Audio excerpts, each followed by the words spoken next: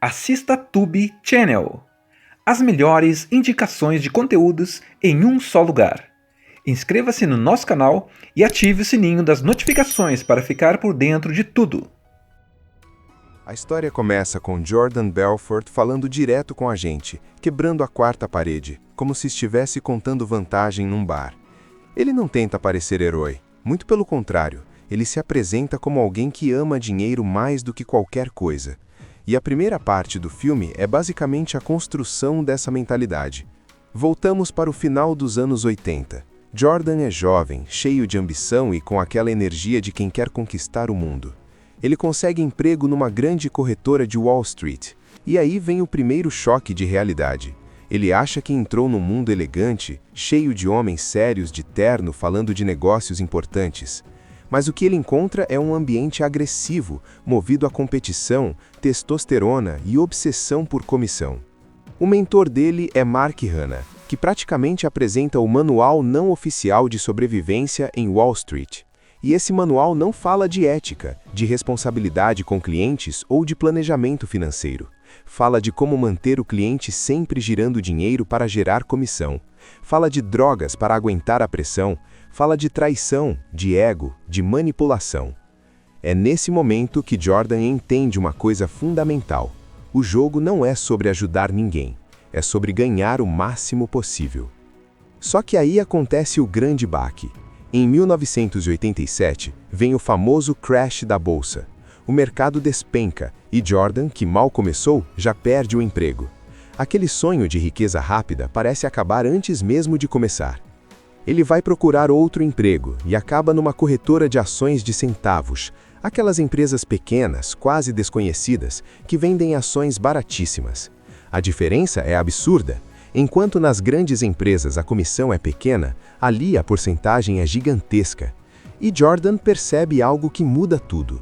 Ele tem talento, ele sabe vender, ele sabe convencer, ele sabe falar exatamente o que o cliente quer ouvir. E mais importante ainda, ele não sente culpa. Ele entende que pode empurrar ações praticamente sem valor para pessoas comuns, prometendo crescimento explosivo e ganhar muito dinheiro com isso. Essa descoberta é o ponto de virada da primeira parte, porque não é só sobre dinheiro, é sobre poder. É sobre perceber que, com as palavras certas, você consegue fazer alguém confiar em você cegamente. E Jordan começa a testar seus limites. Ele começa a ganhar muito dinheiro, muito rápido. Compra carros, roupas caras, começa a ostentar. E aí conhece Naomi, que vira símbolo dessa nova fase da vida dele. Luxo, desejo, excesso. O filme mostra tudo de forma exagerada, quase caricata, mas ao mesmo tempo realista. É um mundo onde nada é suficiente, sempre dá para ganhar mais. Então ele decide abrir a própria empresa, a Stratton Oakmont. No começo é pequena, quase improvisada. Ele recruta amigos, gente sem experiência nenhuma no mercado financeiro. E aqui entra uma das partes mais interessantes dessa primeira fase. Jordan não só vende ações, ele vende um sonho para os próprios funcionários. Ele cria uma cultura, ele transforma vendedores comuns em máquinas de persuasão. Ele ensina técnicas de manipulação, ensina a controlar a conversa, ensina a não aceitar não como resposta. E aquele escritório simples começa a crescer, virar uma fábrica de dinheiro. Só que junto com o crescimento vem o excesso. Drogas, festas dentro do escritório, prostitutas, gritos, competições absurdas. O mais impressionante é como o filme faz a gente, por alguns momentos, quase torcer por ele. Porque Jordan é carismático, ele fala com confiança, ele parece invencível. E essa é a grande sacada da primeira parte. Mostrar como é fácil se deixar seduzir pelo dinheiro, pelo sucesso, pela sensação de estar acima das regras. Mas por baixo de toda aquela energia, existe uma sombra crescendo, porque tudo aquilo é baseado em manipulação, em enganar pessoas comuns que investem suas economias acreditando que estão fazendo um bom negócio. Jordan Belfort não é mais só ambicioso, ele está completamente tomado pelo próprio personagem. Interpretado por Leonardo DiCaprio, ele entra numa fase em que o dinheiro já não é o objetivo final, é o combustível para uma vida cada vez mais absurda. O filme, O Lobo de Wall Street, dirigido por Martin Scorsese, começa a escancarar o excesso de uma forma quase sufocante. A Stratton cresce como uma seita corporativa. Jordan sobe no palco do escritório como se fosse um pregador. Ele não é só o chefe, ele é um líder carismático, quase um guru. Ele transforma vendedores comuns em soldados famintas por comissão. E o discurso dele é sempre o mesmo: riqueza, poder, vitória. Ele convence todo mundo de que são especiais, de que estão conquistando o mundo, quando na verdade estão vendendo ilusões para pessoas do outro lado da linha. E quanto mais dinheiro entra, mais o caos aumenta. As festas dentro do escritório deixam de ser comemorações e viram eventos grotescos. Drogas circulam livremente, prostitutas são contratadas como se fossem parte do pacote de benefícios da empresa. Anões são arremessados em competições bizarras. É exagerado, é absurdo, mas é exatamente essa sensação que o filme quer passar. Um mundo onde não existe freio. Na vida pessoal, Jordan também mergulha de vez no excesso. O casamento com Naomi vira uma mistura de paixão intensa e toxicidade pura. Ela representa o luxo máximo, mansões, iates, joias, status, mas também representa o perigo, porque ela começa a enxergar que a vida dele está construída em cima de algo frágil e ilegal. E é aqui que a tensão começa a mudar de tom. O FBI entra em cena. O agente Patrick Denham começa a investigar a Stratton Oakmont. Diferente do mundo explosivo de Jordan, Denham é calmo, frio, observador. Ele não precisa gritar. Ele simplesmente observa, coleta provas, espera o momento certo. E essa oposição é brilhante. De um lado, o caos barulhento. Do outro, o silêncio estratégico. Jordan, claro, acredita que é intocável. Ele já ganhou milhões, já comprou quase tudo que pode imaginar. Ele começa a movimentar dinheiro para contas na Suíça, tentando esconder a fortuna do governo. E essa parte mostra algo importante. Ele não é burro, ele é extremamente inteligente, só que está tão viciado na própria sensação de invencibilidade que começa a cometer erros. E falando em vício, as drogas atingem um novo nível. Cocaína, quaaludes, álcool, tudo vira rotina. Há uma cena marcante em que Jordan toma quaaludes vencidos e perde completamente o controle do corpo. É engraçado, é trágico, é desconfortável. O filme te faz rir, mas ao mesmo tempo mostra o quão patético ele está se tornando. Um homem milionário, poderoso, rastejando no chão, incapaz de falar direito. É sobre quando o dinheiro já não traz satisfação, então você precisa de mais estímulo, mais risco, mais droga, mais poder. Jordan começa a sabotar a si mesmo. Ele entra em brigas com Naomi, coloca a filha em perigo ao dirigir drogado, ignora conselhos de advogados. Ele começa a acreditar que pode manipular até o próprio governo. Mas o cerco está fechando. O FBI está cada vez mais perto. Funcionários começam a ficar nervosos. O clima de festa começa a ter rachaduras. E mesmo assim, Jordan sobe no palco e continua motivando todo mundo, dizendo que ninguém pode tocar neles. A ironia é que nesse ponto, a gente já sabe que pode. O FBI finalmente fecha o cerco. As provas se acumulam. Funcionários começam a colaborar. O castelo começa a desmoronar de dentro para fora. E o mais interessante é que Jordan ainda tenta manter a postura de líder invencível. Ele reúne a equipe, faz discurso motivacional, diz que ninguém vai afundar. Ele quase consegue convencer todo mundo e quase convence a si mesmo. Mas a verdade é que o jogo acabou. Ele aceita cooperar com o FBI para reduzir a própria pena, e essa parte é crucial, porque mostra o quanto o ego dele ainda fala alto. Mesmo pressionado, ele tenta manipular a situação. Só que dessa vez ele não está vendendo ações, ele está vendendo colegas, está entregando pessoas que confiaram nele. E mesmo assim, não consegue fazer isso direito. O vício em se sentir superior o faz tentar avisar os amigos de que está usando escuta. Ele não consegue parar de jogar. Em paralelo, a vida pessoal desmorona. O casamento com Naomi implode de vez. As brigas ficam mais violentas, mais desesperadas. Existe uma cena dolorosa em que ele, completamente alterado, tenta levar a filha embora durante uma discussão. É ali que o filme deixa claro, não é mais engraçado, não é mais exagero estilizado. É um homem fora de controle, colocando a própria família em risco. A riqueza não protege ele. As mansões, os carros, o iate, nada disso segura o que está vindo. A prisão é inevitável. Jordan é condenado, e aqui o filme faz algo interessante. A punição não parece tão grandiosa quanto o caos que ele causou. Ele passa um tempo relativamente curto preso, considerando a dimensão das fraudes. E isso gera uma sensação incômoda, porque o sistema que ele explorou também parece falho. Depois da prisão, vem algo inesperado. Jordan volta, não como corretor de Wall Street, não como dono de império, mas como palestrante motivacional. Ele agora vende outra coisa: técnicas de vendas, persuasão, confiança. O mesmo talento que usou para manipular milhares de pessoas, agora é transformado em produto legalizado. E a última cena é brilhante. Ele está diante de uma plateia, ensinando pessoas comuns a vender uma caneta. Ele pede para alguém demonstrar, e a câmera não foca mais nele, foca nas pessoas da plateia, pessoas comuns, olhando com atenção, interessadas, querendo aprender. E aí vem a pergunta silenciosa do filme. O problema era só Jordan, ou é o sistema inteiro que admira esse tipo de mentalidade? A história começa com Jordan Belfort falando direto com a gente, quebrando a quarta parede, como se estivesse contando vantagem num bar.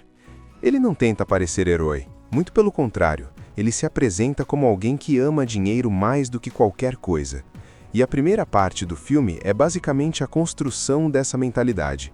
Voltamos para o final dos anos 80.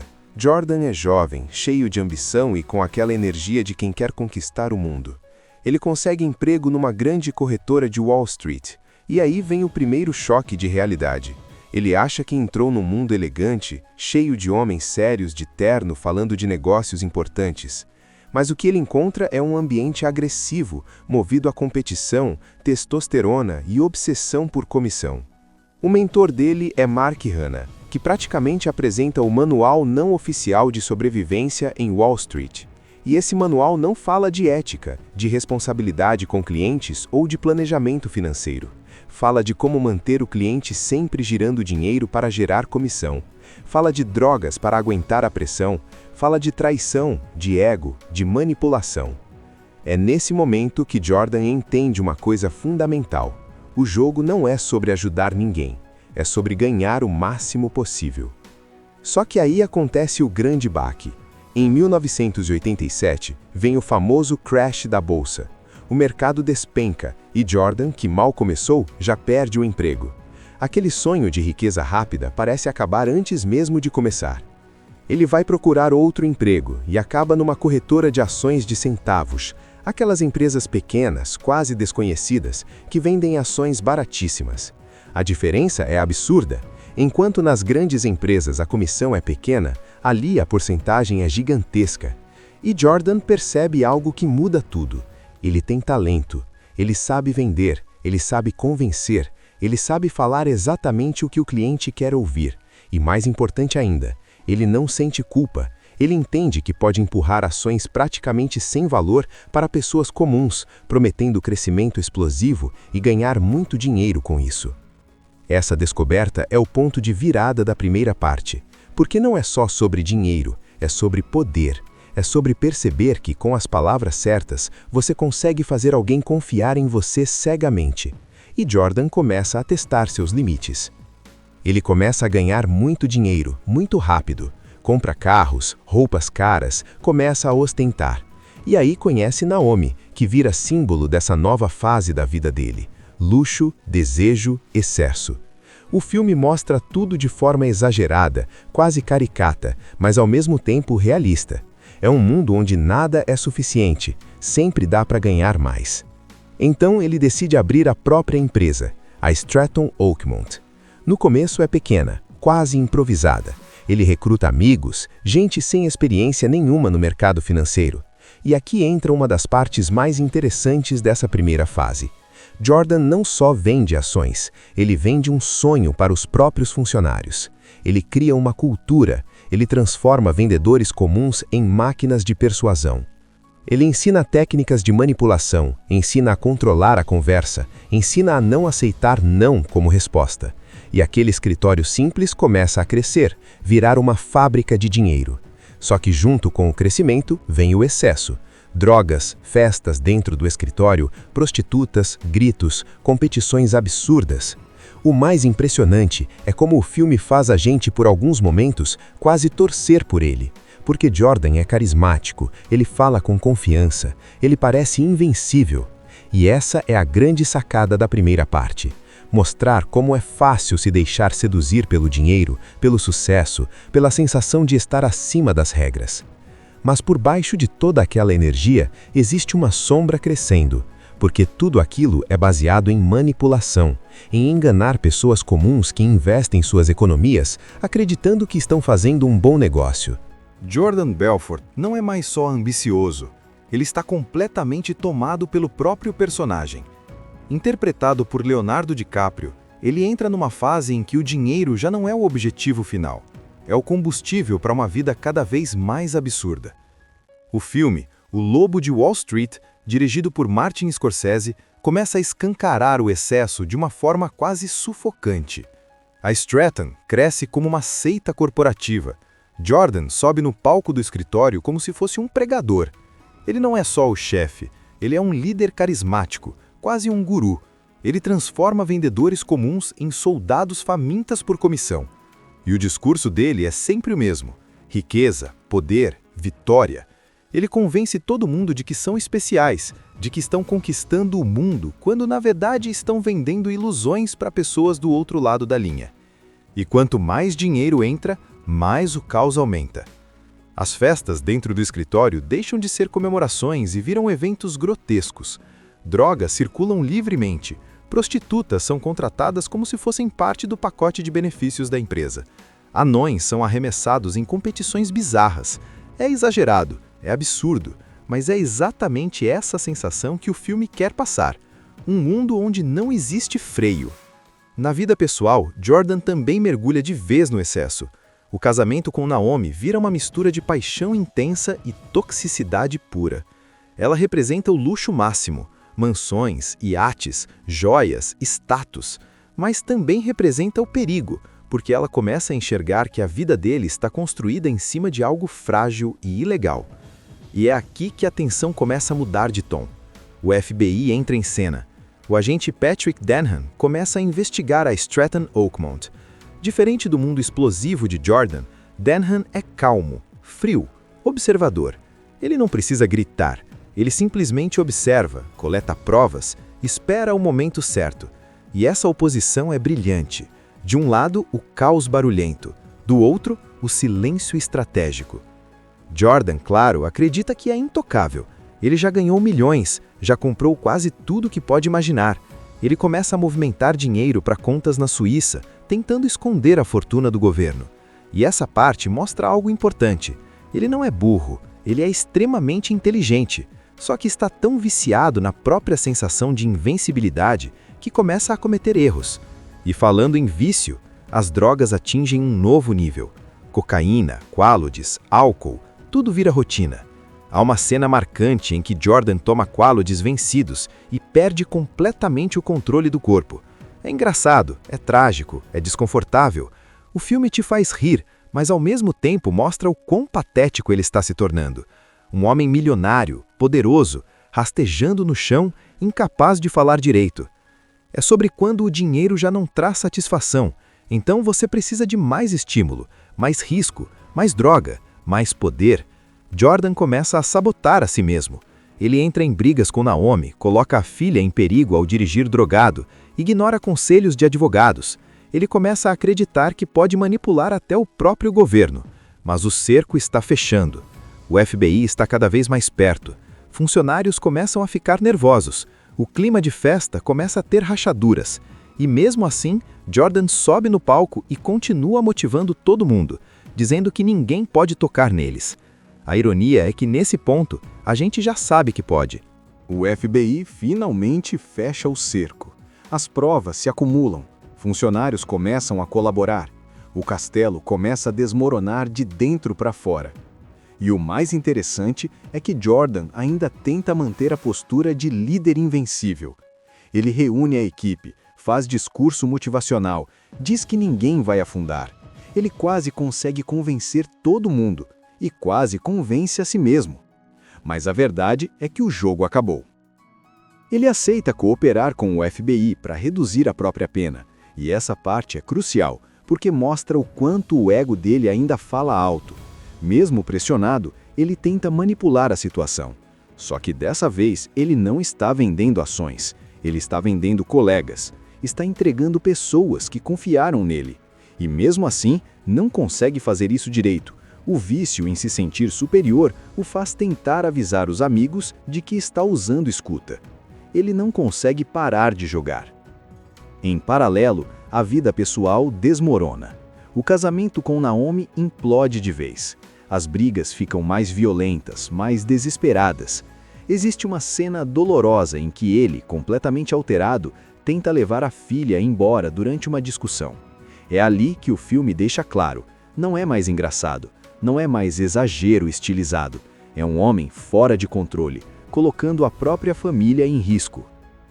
A riqueza não protege ele. As mansões, os carros, o iate, nada disso segura o que está vindo. A prisão é inevitável. Jordan é condenado, e aqui o filme faz algo interessante. A punição não parece tão grandiosa quanto o caos que ele causou. Ele passa um tempo relativamente curto preso, considerando a dimensão das fraudes. E isso gera uma sensação incômoda, porque o sistema que ele explorou também parece falho. Depois da prisão, vem algo inesperado. Jordan volta, não como corretor de Wall Street, não como dono de império, mas como palestrante motivacional. Ele agora vende outra coisa: técnicas de vendas, persuasão, confiança. O mesmo talento que usou para manipular milhares de pessoas, agora é transformado em produto legalizado. E a última cena é brilhante. Ele está diante de uma plateia, ensinando pessoas comuns a vender uma caneta. Ele pede para alguém demonstrar, e a câmera não foca mais nele, foca nas pessoas da plateia, pessoas comuns, olhando com atenção, interessadas, querendo aprender. E aí vem a pergunta silenciosa do filme. O problema era só Jordan, ou é o sistema inteiro que admira esse tipo de mentalidade? A história começa com Jordan Belfort falando direto com a gente, quebrando a quarta parede, como se estivesse contando vantagem num bar. Ele não tenta parecer herói, muito pelo contrário, ele se apresenta como alguém que ama dinheiro mais do que qualquer coisa. E a primeira parte do filme é basicamente a construção dessa mentalidade. Voltamos para o final dos anos 80. Jordan é jovem, cheio de ambição e com aquela energia de quem quer conquistar o mundo. Ele consegue emprego numa grande corretora de Wall Street, e aí vem o primeiro choque de realidade. Ele acha que entrou num mundo elegante, cheio de homens sérios de terno falando de negócios importantes. Mas o que ele encontra é um ambiente agressivo, movido a competição, testosterona e obsessão por comissão. O mentor dele é Mark Hanna, que praticamente apresenta o manual não oficial de sobrevivência em Wall Street. E esse manual não fala de ética, de responsabilidade com clientes ou de planejamento financeiro. Fala de como manter o cliente sempre girando dinheiro para gerar comissão. Fala de drogas para aguentar a pressão. Fala de traição, de ego, de manipulação. É nesse momento que Jordan entende uma coisa fundamental. O jogo não é sobre ajudar ninguém. É sobre ganhar o máximo possível. Só que aí acontece o grande baque. Em 1987, vem o famoso crash da bolsa. O mercado despenca e Jordan, que mal começou, já perde o emprego. Aquele sonho de riqueza rápida parece acabar antes mesmo de começar. Ele vai procurar outro emprego e acaba numa corretora de ações de centavos, aquelas empresas pequenas, quase desconhecidas, que vendem ações baratíssimas. A diferença é absurda. Enquanto nas grandes empresas a comissão é pequena, ali a porcentagem é gigantesca. E Jordan percebe algo que muda tudo. Ele tem talento, ele sabe vender, ele sabe convencer, ele sabe falar exatamente o que o cliente quer ouvir. E mais importante ainda, ele não sente culpa. Ele entende que pode empurrar ações praticamente sem valor para pessoas comuns, prometendo crescimento explosivo e ganhar muito dinheiro com isso. Essa descoberta é o ponto de virada da primeira parte, porque não é só sobre dinheiro, é sobre poder, É sobre perceber que, com as palavras certas, você consegue fazer alguém confiar em você cegamente. E Jordan começa a testar seus limites. Ele começa a ganhar muito dinheiro, muito rápido. Compra carros, roupas caras, começa a ostentar. E aí conhece Naomi, que vira símbolo dessa nova fase da vida dele. Luxo, desejo, excesso. O filme mostra tudo de forma exagerada, quase caricata, mas ao mesmo tempo realista. É um mundo onde nada é suficiente, sempre dá para ganhar mais. Então ele decide abrir a própria empresa, a Stratton Oakmont. No começo é pequena, quase improvisada. Ele recruta amigos, gente sem experiência nenhuma no mercado financeiro. E aqui entra uma das partes mais interessantes dessa primeira fase. Jordan não só vende ações, ele vende um sonho para os próprios funcionários. Ele cria uma cultura, ele transforma vendedores comuns em máquinas de persuasão. Ele ensina técnicas de manipulação, ensina a controlar a conversa, ensina a não aceitar não como resposta. E aquele escritório simples começa a crescer, virar uma fábrica de dinheiro. Só que junto com o crescimento vem o excesso. Drogas, festas dentro do escritório, prostitutas, gritos, competições absurdas. O mais impressionante é como o filme faz a gente, por alguns momentos, quase torcer por ele.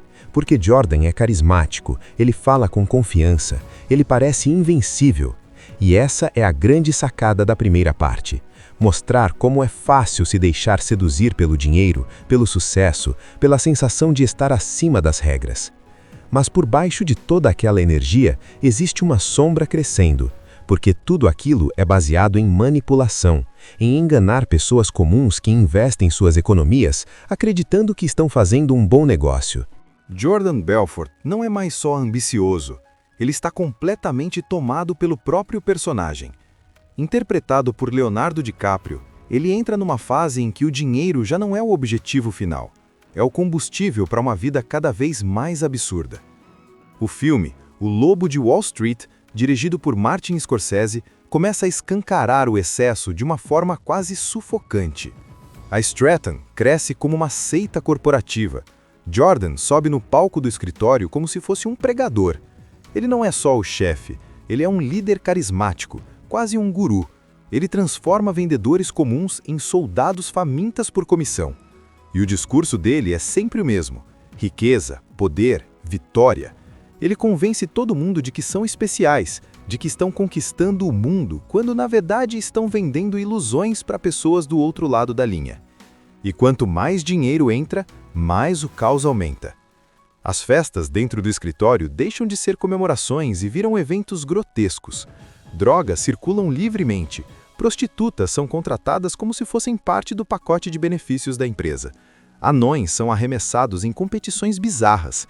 É exagerado, é absurdo, mas é exatamente essa sensação que o filme quer passar. Um mundo onde não existe freio. Na vida pessoal, Jordan também mergulha de vez no excesso. O casamento com Naomi vira uma mistura de paixão intensa e toxicidade pura. Ela representa o luxo máximo, mansões, iates, joias, status, mas também representa o perigo, porque ela começa a enxergar que a vida dele está construída em cima de algo frágil e ilegal. E é aqui que a tensão começa a mudar de tom. O FBI entra em cena. O agente Patrick Denham começa a investigar a Stratton Oakmont. Diferente do mundo explosivo de Jordan, Denham é calmo, frio, observador. Ele não precisa gritar, ele simplesmente observa, coleta provas, espera o momento certo. E essa oposição é brilhante. De um lado, o caos barulhento, do outro, o silêncio estratégico. Jordan, claro, acredita que é intocável. Ele já ganhou milhões, já comprou quase tudo que pode imaginar. Ele começa a movimentar dinheiro para contas na Suíça, tentando esconder a fortuna do governo. E essa parte mostra algo importante. Ele não é burro, ele é extremamente inteligente, só que está tão viciado na própria sensação de invencibilidade que começa a cometer erros. E falando em vício, as drogas atingem um novo nível. Cocaína, quaaludes, álcool, tudo vira rotina. Há uma cena marcante em que Jordan toma quaaludes vencidos e perde completamente o controle do corpo. É engraçado, é trágico, é desconfortável. O filme te faz rir, mas ao mesmo tempo mostra o quão patético ele está se tornando. Um homem milionário, poderoso, rastejando no chão, incapaz de falar direito. É sobre quando o dinheiro já não traz satisfação, então você precisa de mais estímulo, mais risco, mais droga, mais poder. Jordan começa a sabotar a si mesmo. Ele entra em brigas com Naomi, coloca a filha em perigo ao dirigir drogado, ignora conselhos de advogados. Ele começa a acreditar que pode manipular até o próprio governo. Mas o cerco está fechando. O FBI está cada vez mais perto. Funcionários começam a ficar nervosos. O clima de festa começa a ter rachaduras. E mesmo assim, Jordan sobe no palco e continua motivando todo mundo, dizendo que ninguém pode tocar neles. A ironia é que nesse ponto, a gente já sabe que pode. O FBI finalmente fecha o cerco. As provas se acumulam. Funcionários começam a colaborar. O castelo começa a desmoronar de dentro para fora. E o mais interessante é que Jordan ainda tenta manter a postura de líder invencível. Ele reúne a equipe, faz discurso motivacional, diz que ninguém vai afundar. Ele quase consegue convencer todo mundo e quase convence a si mesmo. Mas a verdade é que o jogo acabou. Ele aceita cooperar com o FBI para reduzir a própria pena, e essa parte é crucial, porque mostra o quanto o ego dele ainda fala alto. Mesmo pressionado, ele tenta manipular a situação.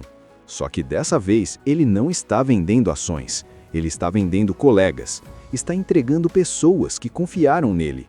E mesmo assim, não consegue fazer isso direito. O vício em se sentir superior o faz tentar avisar os amigos de que está usando escuta. Ele não consegue parar de jogar. Em paralelo, a vida pessoal desmorona. O casamento com Naomi implode de vez. As brigas ficam mais violentas, mais desesperadas.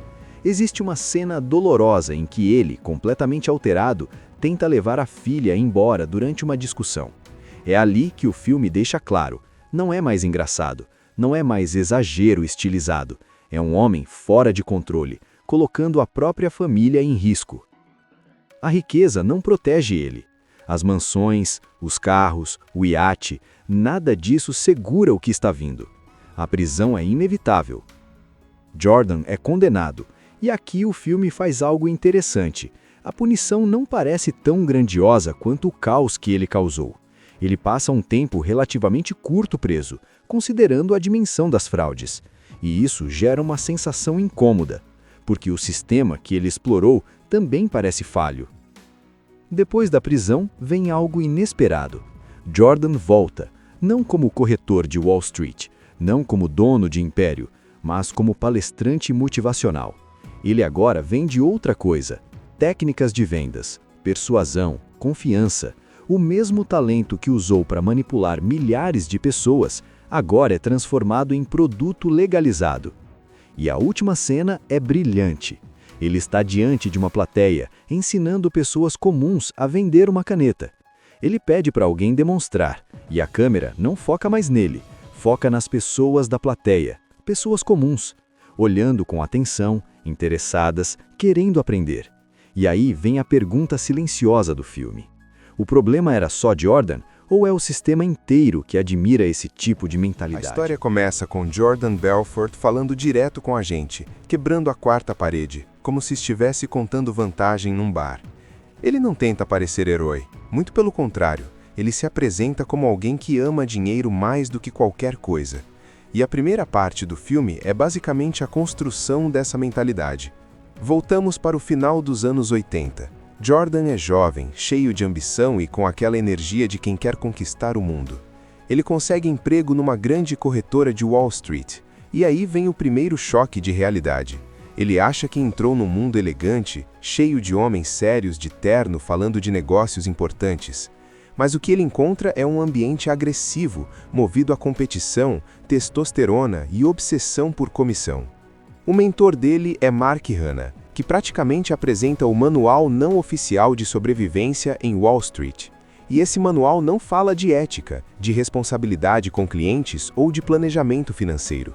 Fala de como manter o cliente sempre girando dinheiro para gerar comissão. Fala de drogas para aguentar a pressão. Fala de traição, de ego, de manipulação. É nesse momento que Jordan entende uma coisa fundamental. O jogo não é sobre ajudar ninguém, é sobre ganhar o máximo possível. Só que aí acontece o grande baque.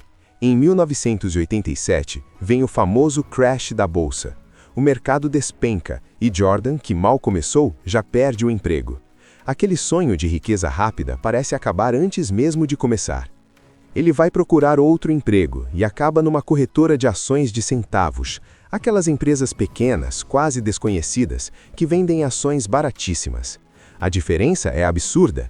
Enquanto nas grandes empresas a comissão é pequena, ali a porcentagem é gigantesca. E Jordan percebe algo que muda tudo. Ele tem talento, ele sabe vender, ele sabe convencer, ele sabe falar exatamente o que o cliente quer ouvir. E mais importante ainda, ele não sente culpa. Ele entende que pode empurrar ações praticamente sem valor para pessoas comuns, prometendo crescimento explosivo e ganhar muito dinheiro com isso. Essa descoberta é o ponto de virada da primeira parte, porque não é só sobre dinheiro, é sobre poder. É sobre perceber que, com as palavras certas, você consegue fazer alguém confiar em você cegamente. E Jordan começa a testar seus limites. Ele começa a ganhar muito dinheiro, muito rápido. Compra carros, roupas caras, começa a ostentar. E aí conhece Naomi, que vira símbolo dessa nova fase da vida dele. Luxo, desejo, excesso. O filme mostra tudo de forma exagerada, quase caricata, mas ao mesmo tempo realista. É um mundo onde nada é suficiente, sempre dá para ganhar mais. Então ele decide abrir a própria empresa, a Stratton Oakmont. No começo é pequena, quase improvisada. Ele recruta amigos, gente sem experiência nenhuma no mercado financeiro. E aqui entra uma das partes mais interessantes dessa primeira fase. Jordan não só vende ações, ele vende um sonho para os próprios funcionários. Ele cria uma cultura, ele transforma vendedores comuns em máquinas de persuasão. Ele ensina técnicas de manipulação, ensina a controlar a conversa, ensina a não aceitar não como resposta. E aquele escritório simples começa a crescer, virar uma fábrica de dinheiro. Só que junto com o crescimento vem o excesso. Drogas, festas dentro do escritório, prostitutas, gritos, competições absurdas. O mais impressionante é como o filme faz a gente, por alguns momentos, quase torcer por ele. Porque Jordan é carismático, ele fala com confiança, ele parece invencível. E essa é a grande sacada da primeira parte. Mostrar como é fácil se deixar seduzir pelo dinheiro, pelo sucesso, pela sensação de estar acima das regras. Mas por baixo de toda aquela energia, existe uma sombra crescendo, porque tudo aquilo é baseado em manipulação, em enganar pessoas comuns que investem suas economias acreditando que estão fazendo um bom negócio. Jordan Belfort não é mais só ambicioso, ele está completamente tomado pelo próprio personagem. Interpretado por Leonardo DiCaprio, ele entra numa fase em que o dinheiro já não é o objetivo final, é o combustível para uma vida cada vez mais absurda. O filme, O Lobo de Wall Street, dirigido por Martin Scorsese, começa a escancarar o excesso de uma forma quase sufocante. A Stratton cresce como uma seita corporativa. Jordan sobe no palco do escritório como se fosse um pregador. Ele não é só o chefe, ele é um líder carismático, quase um guru. Ele transforma vendedores comuns em soldados famintas por comissão. E o discurso dele é sempre o mesmo: riqueza, poder, vitória. Ele convence todo mundo de que são especiais, de que estão conquistando o mundo, quando na verdade estão vendendo ilusões para pessoas do outro lado da linha. E quanto mais dinheiro entra, mais o caos aumenta. As festas dentro do escritório deixam de ser comemorações e viram eventos grotescos. Drogas circulam livremente. Prostitutas são contratadas como se fossem parte do pacote de benefícios da empresa. Anões são arremessados em competições bizarras. É exagerado, é absurdo, mas é exatamente essa sensação que o filme quer passar. Um mundo onde não existe freio. Na vida pessoal, Jordan também mergulha de vez no excesso. O casamento com Naomi vira uma mistura de paixão intensa e toxicidade pura. Ela representa o luxo máximo, mansões, iates, joias, status, mas também representa o perigo, porque ela começa a enxergar que a vida dele está construída em cima de algo frágil e ilegal. E é aqui que a tensão começa a mudar de tom. O FBI entra em cena. O agente Patrick Denham começa a investigar a Stratton Oakmont. Diferente do mundo explosivo de Jordan, Denham é calmo, frio, observador. Ele não precisa gritar, ele simplesmente observa, coleta provas, espera o momento certo. E essa oposição é brilhante. De um lado, o caos barulhento, do outro, o silêncio estratégico. Jordan, claro, acredita que é intocável. Ele já ganhou milhões, já comprou quase tudo que pode imaginar. Ele começa a movimentar dinheiro para contas na Suíça, tentando esconder a fortuna do governo. E essa parte mostra algo importante. Ele não é burro, ele é extremamente inteligente, só que está tão viciado na própria sensação de invencibilidade que começa a cometer erros. E falando em vício, as drogas atingem um novo nível. Cocaína, quaaludes, álcool, tudo vira rotina. Há uma cena marcante em que Jordan toma quaaludes vencidos e perde completamente o controle do corpo. É engraçado, é trágico, é desconfortável. O filme te faz rir, mas ao mesmo tempo mostra o quão patético ele está se tornando. Um homem milionário, poderoso, rastejando no chão, incapaz de falar direito. É sobre quando o dinheiro já não traz satisfação, então você precisa de mais estímulo, mais risco, mais droga, mais poder. Jordan começa a sabotar a si mesmo. Ele entra em brigas com Naomi, coloca a filha em perigo ao dirigir drogado, ignora conselhos de advogados. Ele começa a acreditar que pode manipular até o próprio governo. Mas o cerco está fechando. O FBI está cada vez mais perto. Funcionários começam a ficar nervosos. O clima de festa começa a ter rachaduras. E mesmo assim, Jordan sobe no palco e continua motivando todo mundo, dizendo que ninguém pode tocar neles. A ironia é que nesse ponto, a gente já sabe que pode. O FBI finalmente fecha o cerco. As provas se acumulam. Funcionários começam a colaborar. O castelo começa a desmoronar de dentro para fora. E o mais interessante é que Jordan ainda tenta manter a postura de líder invencível. Ele reúne a equipe, faz discurso motivacional, diz que ninguém vai afundar. Ele quase consegue convencer todo mundo e quase convence a si mesmo. Mas a verdade é que o jogo acabou. Ele aceita cooperar com o FBI para reduzir a própria pena, e essa parte é crucial, porque mostra o quanto o ego dele ainda fala alto. Mesmo pressionado, ele tenta manipular a situação. Só que dessa vez ele não está vendendo ações, ele está vendendo colegas, está entregando pessoas que confiaram nele. E mesmo assim, não consegue fazer isso direito. O vício em se sentir superior o faz tentar avisar os amigos de que está usando escuta. Ele não consegue parar de jogar. Em paralelo, a vida pessoal desmorona. O casamento com Naomi implode de vez. As brigas ficam mais violentas, mais desesperadas. Existe uma cena dolorosa em que ele, completamente alterado, tenta levar a filha embora durante uma discussão. É ali que o filme deixa claro, não é mais engraçado, não é mais exagero estilizado, é um homem fora de controle, colocando a própria família em risco. A riqueza não protege ele. As mansões, os carros, o iate, nada disso segura o que está vindo. A prisão é inevitável. Jordan é condenado, e aqui o filme faz algo interessante. A punição não parece tão grandiosa quanto o caos que ele causou. Ele passa um tempo relativamente curto preso, considerando a dimensão das fraudes. E isso gera uma sensação incômoda, porque o sistema que ele explorou também parece falho. Depois da prisão, vem algo inesperado. Jordan volta, não como corretor de Wall Street, não como dono de império, mas como palestrante motivacional. Ele agora vende outra coisa: técnicas de vendas, persuasão, confiança. O mesmo talento que usou para manipular milhares de pessoas, agora é transformado em produto legalizado. E a última cena é brilhante. Ele está diante de uma plateia, ensinando pessoas comuns a vender uma caneta. Ele pede para alguém demonstrar, e a câmera não foca mais nele, foca nas pessoas da plateia, pessoas comuns, olhando com atenção, interessadas, querendo aprender. E aí vem a pergunta silenciosa do filme. O problema era só Jordan, ou é o sistema inteiro que admira esse tipo de A mentalidade? história começa com Jordan Belfort falando direto com a gente, quebrando a quarta parede, como se estivesse contando vantagem num bar.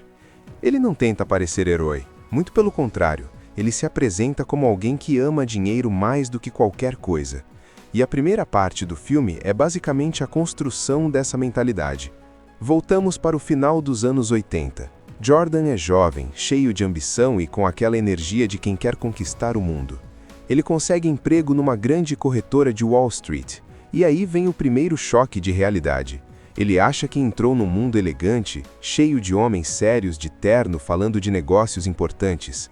Mas o que ele encontra é um ambiente agressivo, movido a competição, testosterona e obsessão por comissão. O mentor dele é Mark Hanna, que praticamente apresenta o manual não oficial de sobrevivência em Wall Street. E esse manual não fala de ética, de responsabilidade com clientes ou de planejamento financeiro. Fala de como manter o cliente sempre girando dinheiro para gerar comissão. Fala de drogas para aguentar a pressão. Fala de traição, de ego, de manipulação. É nesse momento que Jordan entende uma coisa fundamental. O jogo não é sobre ajudar ninguém, é sobre ganhar o máximo possível. Só que aí acontece o grande baque. Em 1987, vem o famoso crash da bolsa. O mercado despenca e Jordan, que mal começou, já perde o emprego. Aquele sonho de riqueza rápida parece acabar antes mesmo de começar. Ele vai procurar outro emprego e acaba numa corretora de ações de centavos, aquelas empresas pequenas, quase desconhecidas, que vendem ações baratíssimas. A diferença é absurda. Enquanto nas grandes empresas a comissão é pequena, ali a porcentagem é gigantesca. E Jordan percebe algo que muda tudo.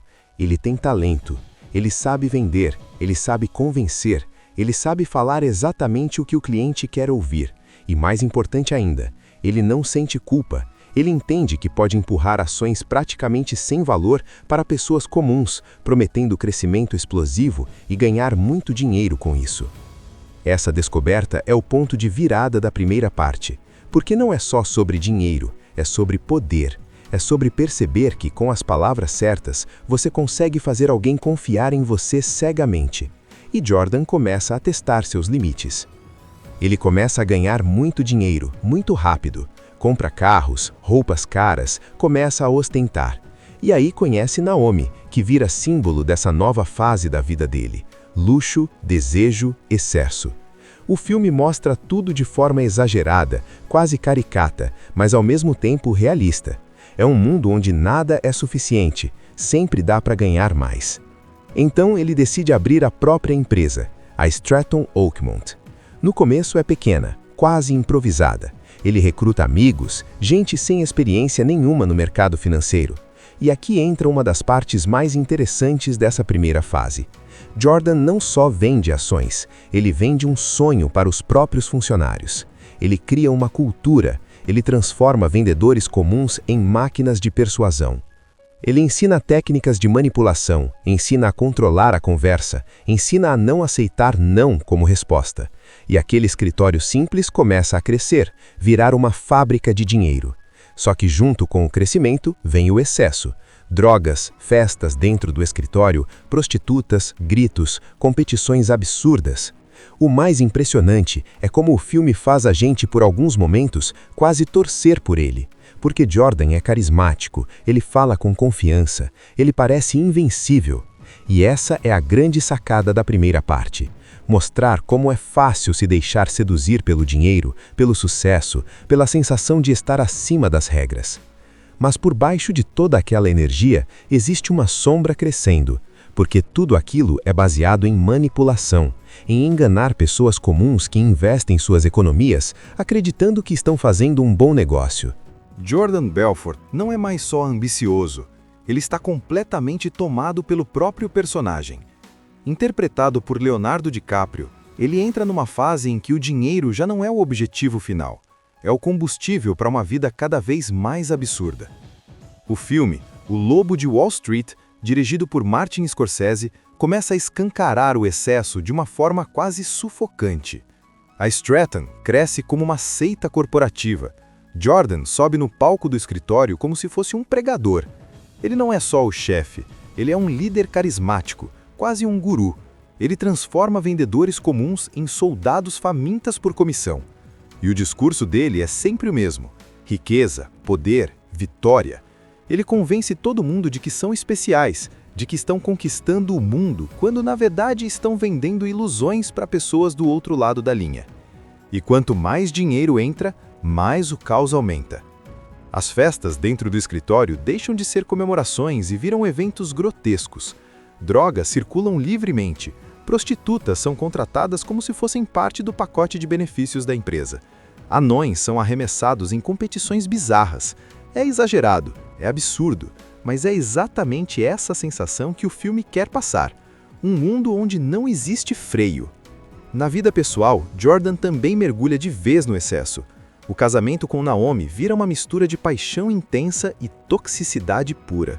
Ela representa o luxo máximo, mansões, iates, joias, status, mas também representa o perigo, porque ela começa a enxergar que a vida dele está construída em cima de algo frágil e ilegal. E é aqui que a tensão começa a mudar de tom. O FBI entra em cena. O agente Patrick Denham começa a investigar a Stratton Oakmont. Diferente do mundo explosivo de Jordan, Denham é calmo, frio, observador. Ele não precisa gritar. Ele simplesmente observa, coleta provas, espera o momento certo. E essa oposição é brilhante. De um lado, o caos barulhento. Do outro, o silêncio estratégico. Jordan, claro, acredita que é intocável. Ele já ganhou milhões, já comprou quase tudo que pode imaginar. Ele começa a movimentar dinheiro para contas na Suíça, tentando esconder a fortuna do governo. E essa parte mostra algo importante. Ele não é burro, ele é extremamente inteligente, só que está tão viciado na própria sensação de invencibilidade que começa a cometer erros. E falando em vício, as drogas atingem um novo nível. Cocaína, quaaludes, álcool, tudo vira rotina. Há uma cena marcante em que Jordan toma quaaludes vencidos e perde completamente o controle do corpo.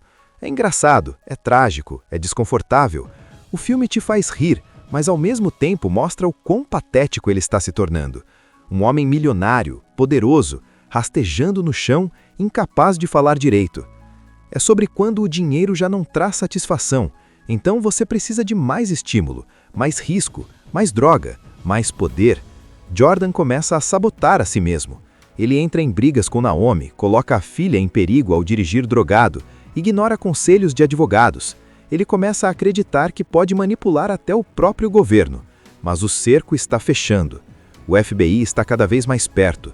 Funcionários começam a ficar nervosos. O clima de festa começa a ter rachaduras. E mesmo assim, Jordan sobe no palco e continua motivando todo mundo, dizendo que ninguém pode tocar neles. A ironia é que nesse ponto, a gente já sabe que pode. O FBI finalmente fecha o cerco. As provas se acumulam. Funcionários começam a colaborar. O castelo começa a desmoronar de dentro para fora. E o mais interessante é que Jordan ainda tenta manter a postura de líder invencível. Ele reúne a equipe, faz discurso motivacional, diz que ninguém vai afundar. Ele quase consegue convencer todo mundo. E quase convence a si mesmo. Mas a verdade é que o jogo acabou. Ele aceita cooperar com o FBI para reduzir a própria pena, e essa parte é crucial, porque mostra o quanto o ego dele ainda fala alto. Mesmo pressionado, ele tenta manipular a situação. Só que dessa vez ele não está vendendo ações, ele está vendendo colegas, está entregando pessoas que confiaram nele. E mesmo assim, não consegue fazer isso direito. O vício em se sentir superior o faz tentar avisar os amigos de que está usando escuta. Ele não consegue parar de jogar. Em paralelo, a vida pessoal desmorona. O casamento com Naomi implode de vez. As brigas ficam mais violentas, mais desesperadas. Existe uma cena dolorosa em que ele, completamente alterado, tenta levar a filha embora durante uma discussão. É ali que o filme deixa claro, não é mais engraçado. Não é mais exagero estilizado, é um homem fora de controle, colocando a própria família em risco. A riqueza não protege ele. As mansões, os carros, o iate, nada disso segura o que está vindo. A prisão é inevitável. Jordan é condenado, e aqui o filme faz algo interessante. A punição não parece tão grandiosa quanto o caos que ele causou. Ele passa um tempo relativamente curto preso, considerando a dimensão das fraudes. E isso gera uma sensação incômoda, porque o sistema que ele explorou também parece falho. Depois da prisão, vem algo inesperado. Jordan volta, não como corretor de Wall Street, não como dono de império, mas como palestrante motivacional.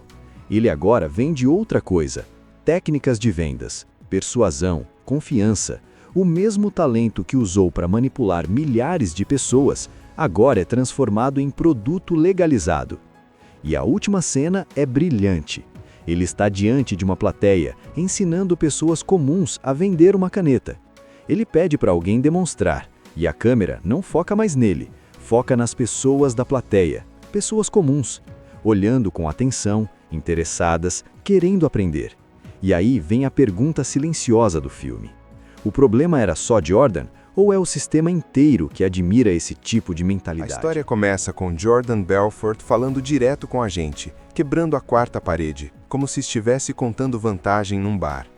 Ele não tenta parecer herói, muito pelo contrário, ele se apresenta como alguém que ama dinheiro mais do que qualquer coisa.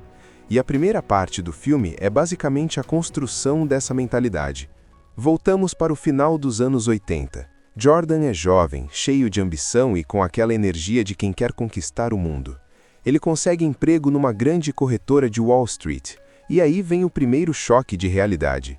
Ele acha que entrou num mundo elegante, cheio de homens sérios de terno falando de negócios importantes. Mas o que ele encontra é um ambiente agressivo, movido a competição, testosterona e obsessão por comissão. O mentor dele é Mark Hanna, que praticamente apresenta o manual não oficial de sobrevivência em Wall Street. E esse manual não fala de ética, de responsabilidade com clientes ou de planejamento financeiro.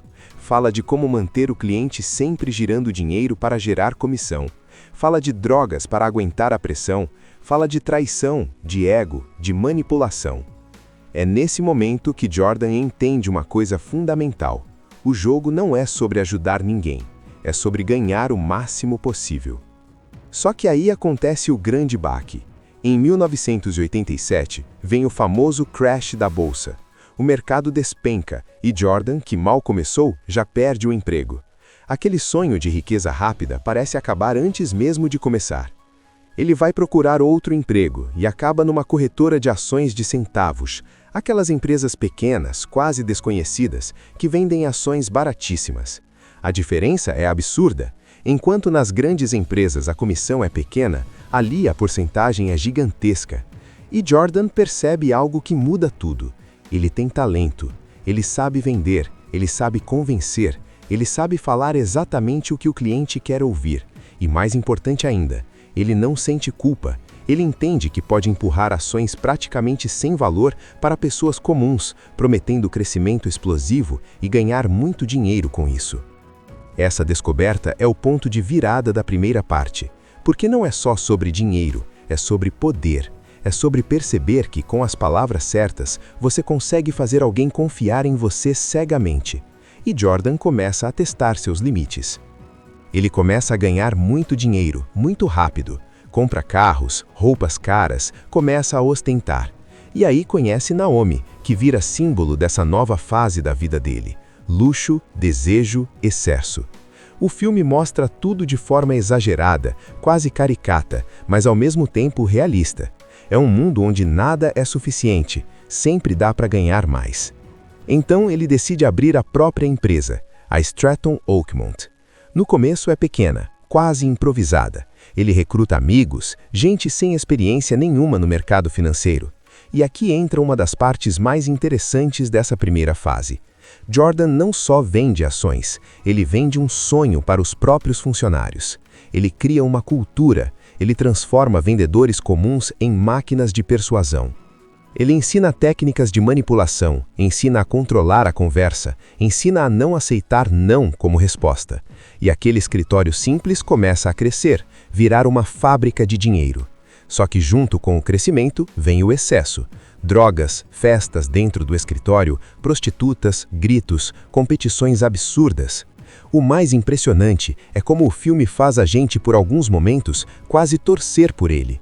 Porque Jordan é carismático, ele fala com confiança, ele parece invencível. E essa é a grande sacada da primeira parte. Mostrar como é fácil se deixar seduzir pelo dinheiro, pelo sucesso, pela sensação de estar acima das regras. Mas por baixo de toda aquela energia, existe uma sombra crescendo, porque tudo aquilo é baseado em manipulação, em enganar pessoas comuns que investem suas economias acreditando que estão fazendo um bom negócio. Jordan Belfort não é mais só ambicioso, ele está completamente tomado pelo próprio personagem. Interpretado por Leonardo DiCaprio, ele entra numa fase em que o dinheiro já não é o objetivo final, é o combustível para uma vida cada vez mais absurda. O filme, O Lobo de Wall Street, dirigido por Martin Scorsese, começa a escancarar o excesso de uma forma quase sufocante. A Stratton cresce como uma seita corporativa. Jordan sobe no palco do escritório como se fosse um pregador. Ele não é só o chefe, ele é um líder carismático, quase um guru. Ele transforma vendedores comuns em soldados famintas por comissão. E o discurso dele é sempre o mesmo: riqueza, poder, vitória. Ele convence todo mundo de que são especiais, de que estão conquistando o mundo, quando na verdade estão vendendo ilusões para pessoas do outro lado da linha. E quanto mais dinheiro entra, mais o caos aumenta. As festas dentro do escritório deixam de ser comemorações e viram eventos grotescos. Drogas circulam livremente. Prostitutas são contratadas como se fossem parte do pacote de benefícios da empresa. Anões são arremessados em competições bizarras. É exagerado, é absurdo, mas é exatamente essa sensação que o filme quer passar. Um mundo onde não existe freio. Na vida pessoal, Jordan também mergulha de vez no excesso. O casamento com Naomi vira uma mistura de paixão intensa e toxicidade pura. Ela representa o luxo máximo, mansões, iates, joias, status, mas também representa o perigo, porque ela começa a enxergar que a vida dele está construída em cima de algo frágil e ilegal. E é aqui que a tensão começa a mudar de tom. O FBI entra em cena. O agente Patrick Denham começa a investigar a Stratton Oakmont. Diferente do mundo explosivo de Jordan, Denham é calmo, frio, observador. Ele não precisa gritar, ele simplesmente observa, coleta provas, espera o momento certo. E essa oposição é brilhante. De um lado, o caos barulhento, do outro, o silêncio estratégico. Jordan, claro, acredita que é intocável. Ele já ganhou milhões, já comprou quase tudo que pode imaginar. Ele começa a movimentar dinheiro para contas na Suíça, tentando esconder a fortuna do governo. E essa parte mostra algo importante. Ele não é burro, ele é extremamente inteligente, só que está tão viciado na própria sensação de invencibilidade que começa a cometer erros. E falando em vício, as drogas atingem um novo nível. Cocaína, quaaludes, álcool, tudo vira rotina. Há uma cena marcante em que Jordan toma quaaludes vencidos e perde completamente o controle do corpo. É engraçado, é trágico, é desconfortável. O filme te faz rir, mas ao mesmo tempo mostra o quão patético ele está se tornando. Um homem milionário, poderoso, rastejando no chão, incapaz de falar direito. É sobre quando o dinheiro já não traz satisfação, então você precisa de mais estímulo, mais risco, mais droga, mais poder. Jordan começa a sabotar a si mesmo. Ele entra em brigas com Naomi, coloca a filha em perigo ao dirigir drogado, ignora conselhos de advogados. Ele começa a acreditar que pode manipular até o próprio governo. Mas o cerco está fechando. O FBI está cada vez mais perto. Funcionários começam a ficar nervosos. O clima de festa começa a ter rachaduras. E mesmo assim, Jordan sobe no palco e continua motivando todo mundo, dizendo que ninguém pode tocar neles. A ironia é que nesse ponto, a gente já sabe que pode. O FBI finalmente fecha o cerco. As provas se acumulam. Funcionários começam a colaborar. O castelo começa a desmoronar de dentro para fora. E o mais interessante é que Jordan ainda tenta manter a postura de líder invencível. Ele reúne a equipe, faz discurso motivacional, diz que ninguém vai afundar. Ele quase consegue convencer todo mundo e quase convence a si mesmo. Mas a verdade é que o jogo acabou. Ele aceita cooperar com o FBI para reduzir a própria pena, e essa parte é crucial, porque mostra o quanto o ego dele ainda fala alto. Mesmo pressionado, ele tenta manipular a situação. Só que dessa vez ele não está vendendo ações, ele está vendendo colegas, está entregando pessoas que confiaram nele. E mesmo assim, não consegue fazer isso direito. O vício em se sentir superior o faz tentar avisar os amigos de que está usando escuta. Ele não consegue parar de jogar. Em paralelo, a vida pessoal desmorona. O casamento com Naomi implode de vez. As brigas ficam mais violentas, mais desesperadas. Existe uma cena dolorosa em que ele, completamente alterado, tenta levar a filha embora durante uma discussão. É ali que o filme deixa claro, não é mais engraçado, não é mais exagero estilizado, é um homem fora de controle, colocando a própria família em risco. A riqueza não protege ele. As mansões, os carros, o iate, nada disso segura o que está vindo. A prisão é inevitável. Jordan é condenado, e aqui o filme faz algo interessante. A punição não parece tão grandiosa quanto o caos que ele causou. Ele passa um tempo relativamente curto preso, considerando a dimensão das fraudes. E isso gera uma sensação incômoda, porque o sistema que ele explorou também parece falho. Depois da prisão, vem algo inesperado. Jordan volta, não como corretor de Wall Street, não como dono de império, mas como palestrante motivacional. Ele agora vende outra coisa: técnicas de vendas, persuasão, confiança. O mesmo talento que usou para manipular milhares de pessoas, agora é transformado em produto legalizado. E a última cena é brilhante. Ele está diante de uma plateia, ensinando pessoas comuns a vender uma caneta.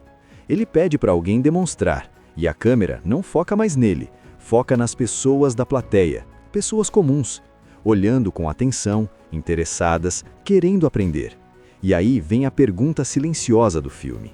O problema era só Jordan, ou é o sistema inteiro que admira esse tipo de mentalidade? A história começa com Jordan Belfort falando direto com a gente, quebrando a quarta parede, como se estivesse contando vantagem num bar. Ele não tenta parecer herói, muito pelo contrário, ele se apresenta como alguém que ama dinheiro mais do que qualquer coisa. E a primeira parte do filme é basicamente a construção dessa mentalidade. Voltamos para o final dos anos 80. Jordan é jovem, cheio de ambição e com aquela energia de quem quer conquistar o mundo. Ele consegue emprego numa grande corretora de Wall Street, e aí vem o primeiro choque de realidade. Ele acha que entrou num mundo elegante, cheio de homens sérios de terno falando de negócios importantes. Mas o que ele encontra é um ambiente agressivo, movido a competição, testosterona e obsessão por comissão. O mentor dele é Mark Hanna, que praticamente apresenta o manual não oficial de sobrevivência em Wall Street. E esse manual não fala de ética, de responsabilidade com clientes ou de planejamento financeiro. Fala de como manter o cliente sempre girando dinheiro para gerar comissão. Fala de drogas para aguentar a pressão. Fala de traição, de ego, de manipulação. É nesse momento que Jordan entende uma coisa fundamental. O jogo não é sobre ajudar ninguém. É sobre ganhar o máximo possível. Só que aí acontece o grande baque. Em 1987, vem o famoso crash da bolsa. O mercado despenca e Jordan, que mal começou, já perde o emprego. Aquele sonho de riqueza rápida parece acabar antes mesmo de começar. Ele vai procurar outro emprego e acaba numa corretora de ações de centavos, aquelas empresas pequenas, quase desconhecidas, que vendem ações baratíssimas. A diferença é absurda.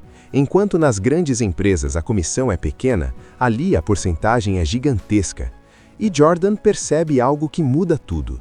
Ele tem talento, ele sabe vender, ele sabe convencer, ele sabe falar exatamente o que o cliente quer ouvir. E mais importante ainda, ele não sente culpa. Ele entende que pode empurrar ações praticamente sem valor para pessoas comuns, prometendo crescimento explosivo e ganhar muito dinheiro com isso.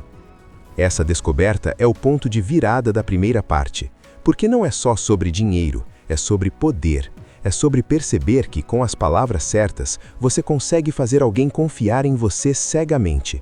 E Jordan começa a testar seus limites. Ele começa a ganhar muito dinheiro, muito rápido, compra carros, roupas caras, começa a ostentar. E aí conhece Naomi, que vira símbolo dessa nova fase da vida dele. luxo, desejo, excesso. O filme mostra tudo de forma exagerada, quase caricata, mas ao mesmo tempo realista. É um mundo onde nada é suficiente, sempre dá para ganhar mais. Então ele decide abrir a própria empresa, a Stratton Oakmont. No começo é pequena, quase improvisada. Ele recruta amigos, gente sem experiência nenhuma no mercado financeiro. E aqui entra uma das partes mais interessantes dessa primeira fase. Jordan não só vende ações, ele vende um sonho para os próprios funcionários. Ele cria uma cultura, ele transforma vendedores comuns em máquinas de persuasão. Ele ensina técnicas de manipulação, ensina a controlar a conversa, ensina a não aceitar não como resposta. E aquele escritório simples começa a crescer, virar uma fábrica de dinheiro. Só que junto com o crescimento vem o excesso.